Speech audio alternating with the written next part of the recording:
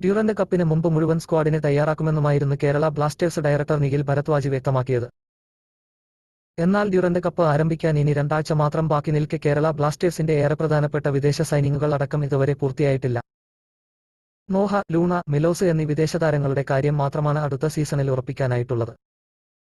വിദേശ സ്ട്രൈക്കർ ഉൾപ്പെടെ പ്രധാനപ്പെട്ട 3 വിദേശ സൈനിങ്ങുകൾ ഇനിയും പൂർത്തീകരിക്കാനുണ്ട്. റൈറ്റ് ബാക്ക് പൊസിഷനിൽ അടക്കം ഇന്ത്യൻ സൈനിങ്ങുകളും ഇനി ബാക്കിയുണ്ട്. ഡ്യൂറന്റ് കപ്പ് ആരംഭിക്കാൻ ഇനി 2 ആഴ്ച മാത്രമാണ് ബാക്കിയുള്ളത്. വിദേശ താരങ്ങളെ പ്രഖ്യാപിക്കാത്തതിനാൽ പ്രീ സീസൺ സ്ക്വാഡിൽ ഇവരുടെ അസാന്നിധ്യം ബ്ലാസ്റ്റേഴ്സിനെ ഡ്യൂറന്റ് കപ്പിൽ ബാധിക്കുമെന്നുറപ്പ്. ടീമുമായി പുതിയ താരങ്ങൾക്ക് പൊരുത്തപ്പെടാൻ സമയം ആവശ്യമാണ്. ഇനിയും പ്രഖ്യാപനം വൈകിയാൽ പുതിയ താരങ്ങൾക്ക് ടീമുമായി പൊരുത്തപ്പെടാൻ സാധിക്കില്ല. ഇത് ടീമിന്റെ ഡ്യൂറന്റ് കപ്പ് പ്രകടനത്തെ ബാധിക്കും. ഒരു കിരീടമെന്ന സ്വപ്നം ഡ്യൂറന്റ് കപ്പിലും പൂവണിയാൻ സാധ്യതയില്ല.